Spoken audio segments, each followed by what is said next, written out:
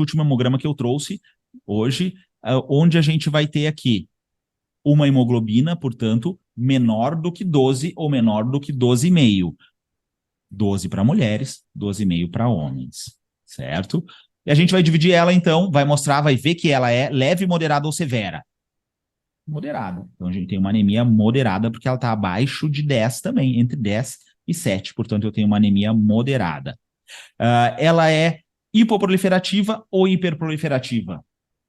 Não sabemos, a gente só vai ter certeza se tivermos a dosagem de reticulócitos. Sem a dosagem de reticulócitos, a gente infere que ela seja hipoproliferativa, porque a causa mais frequente de anemia, as causas mais frequentes de anemia são hipoproliferativas. Então, na maioria das... Se eu assumir que ela é hipoproliferativa, na imensa maioria das vezes, eu vou acertar. E aí, eu sigo adiante para saber, para olhar o tamanho dessa hemácia.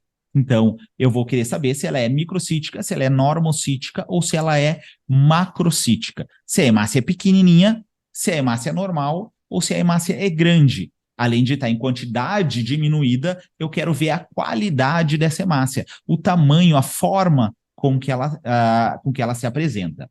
Tá? E nesse caso aqui, a gente tem, portanto, um VCM de 99,6. Então, ela é macrocítica. Vocês reparem que faz toda a diferença comparado com os outros exames que a gente viu até agora. Então, a gente está falando sempre em VCM de 70 e poucos, de 74, 72, 78, 64. Agora a gente tem um VCM de 99.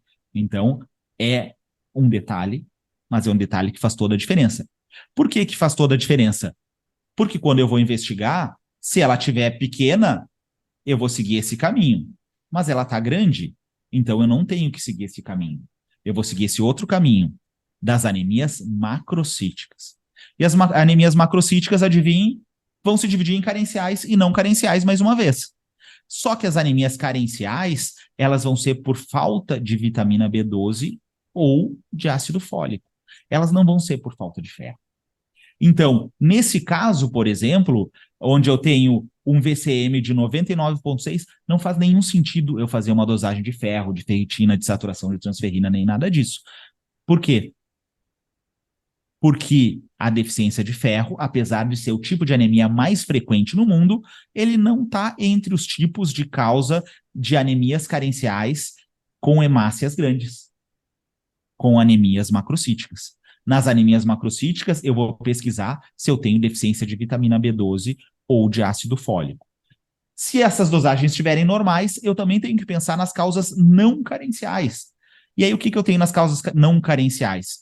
Hipotireoidismo, que é uma situação extremamente frequente no nosso meio. Hipotireoidismo pode me dar um hipotireoidismo não controlado, obviamente, né? Pode me dar uma anemia macrocítica.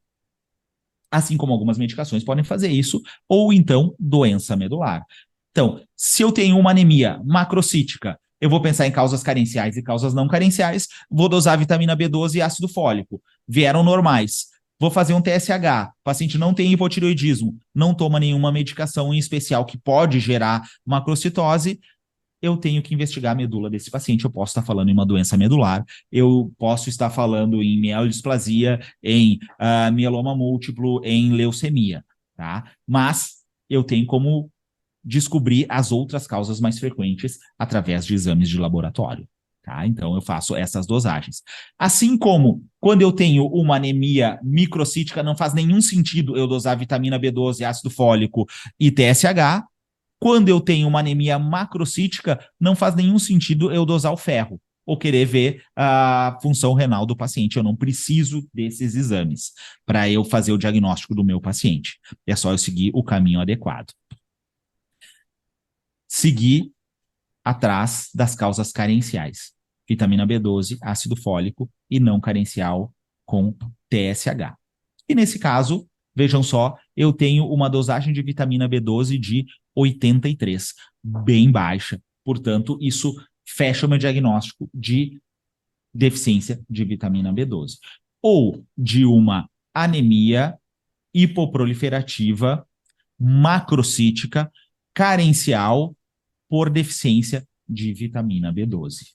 Então, se a gente segue o caminho, é fácil. Só temos que aprender a seguir sempre o mesmo caminho e aí a gente vai dividindo e vai segmentando o que a gente pode fazer.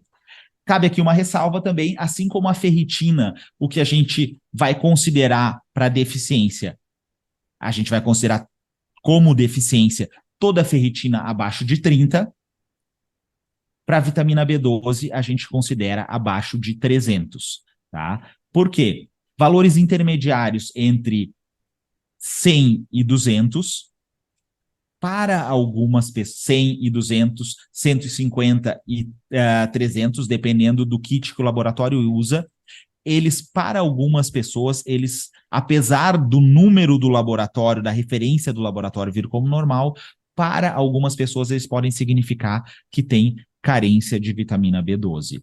Não é para todo mundo, mas a gente não tem como saber, através desses exames, se esse valor intermediário de vitamina B12 está fazendo falta para aquele paciente ou não. Então, abaixo de 300, se a gente não for lançar a mão de nenhum outro método de investigação, abaixo de 300 a gente vai considerar sempre deficiência de ferro, e aí a gente vai tratar, deficiência de vitamina B12, aliás, e aí a gente vai tratar e vai ver essa resposta, vai ver essa melhora. Lembrando que vitamina B12, quando eu tenho uma anemia por deficiência de vitamina B12, a exemplo do que eu faço quando eu tenho uma anemia por deficiência de ferro, e eu vou pesquisar se a mulher tem muita menstruação, se a alimentação está ok, se a pessoa com mais de 45 anos fez endoscopia e colonoscopia. Quando eu tenho uma deficiência de vitamina B12, eu vou pensar que pode estar acontecendo alguma dificuldade de absorção. Diferente do ferro, a vitamina B12 dificilmente evolui como carência por falta de alimentação. A gente vai ter carência de vitamina B12 muito mais frequentemente quando eu tenho uma dificuldade de absorção. Então, eu estou falando de alguns tipos de gastrite, por exemplo. Quando eu tenho gastrite atrófica, eu reduzo a absorção de vitamina B12. Quando eu tenho uma gastrite, mesmo que ela não seja atrófica, por conta do HP ou simplesmente uma gastrite em um paciente mais idoso, eu posso ter deficiência de vitamina B12. Além disso, eu posso estar usando uma medicação que atrapalha a absorção de vitamina B12. Isso é muito frequente com os nossos pacientes, sobretudo com pacientes de mais idade, assim como é frequente gastrite, que dificulta a absorção de vitamina B12, também é comum dificuldade de absorção por uso de medicações. E tem algumas medicações em especial que são muito frequentes na nossa população, vale a pena a gente sempre pesquisar, que são, adivinhem, vocês lembram quais medicações são? Omeprazol? Na absorção de vitamina B12. Então, metformina é uma medicação que é usada por diabetes e que é muito frequente na população, que é o glifage, assim como todos os inibidores de bomba de próton. Então, os omeprazol e seus primos interferem na absorção de vitamina B12, podem ser a causa de deficiência de vitamina B12 ou anemia por deficiência de vitamina B12. Então, eu sempre tenho que investigar se eu tenho algum problema no meu estômago, algum tipo de gastrite que esteja dificultando a absorção, medicações que estejam em uso. Se tudo isso vier normal, eu tenho que pensar que eu posso ter um anticorpo que dificulta a absorção, como, por exemplo, anticélula parietal ou antifator intrínseco, mas também eu posso ter um probleminha lá no ilho terminal. Porque vocês lembram bem como é que a gente faz a absorção da vitamina B12. Quando ela, no estômago a gente secreta o fator intrínseco, que vai se ligar com a vitamina B12 para ela ser absorvida, só que ela só vai ser absorvida quando ela chegar lá no final do intestino, no ilho terminal. Então, se eu tiver, por exemplo, doença de Crohn, onde eu tenho uma dificuldade de absorção no ilho terminal, eu também vou ter anemia por deficiência de vitamina B12. Então, são detalhes que a gente vai aprender e a gente vai relembrar que a gente tem que sempre pesquisar. Mas o mais importante para a gente saber as causas, ou após a gente saber as causas, é saber conduzir o caminho, este caminho de investigação.